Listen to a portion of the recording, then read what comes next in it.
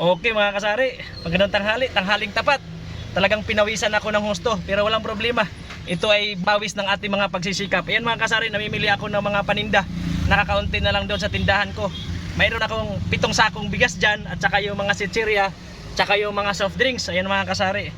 Ito talaga mga kasari ang buhay ng isang sari-sari store owner. Sa bawat unti-unti na lumalagong tindahan, may isang tao o may taong nagtiis sa init, sa hirap, sa puyat at sa kakulangan ng pahinga para lang hindi mapabayaan ang kanyang tindahan. Madali lang naman kasing tingnan at madali lang isipin na magtayo ng tindahan, lalo na kung mayroon kang namang ipuhunan. Pero pag nasa sitwasyon ka na, doon mo malalaman na hindi lang pala sapat na mayroon kang puhunan para mapatakbo mo ng maayos ang iyong tindahan, dahil talagang dito masusubok kung hanggang saan ang kaya mong ibigay na sipag at pasensya. Kaya nga ang daming nagtayo ng sari-sari store na hindi nakapagpatuloy dahil maliban sa lubog ito sa utang, hindi din biro ang magmonitor ng mga stock mo at yung first in, first out ng iyong mga paninda para maiwasan mo na magkaroon ng maraming expired, di ba? At saka kung mahirap mamili ng mga paninda, lalo na kung marami-rami ang bibilihin mong stock, pero para sa akin, mas mahirap ang mag-ayos nito sa ating tindahan kasi yung bagong nabili mong items, ilalagay mo ito sa bandang ilalim o sa bandang likuran. Tapos yung una mong nabiling mga items, ilalagay mo ito sa bandang harapan para yun ang maibigay mo pagka may mga bumibiling customer. Kaya sa mga nagbabalak magsari-sari store dyan, go ahead, pero dapat maliban sa puhunan na pera, meron kang sapat na sipag at pasensya.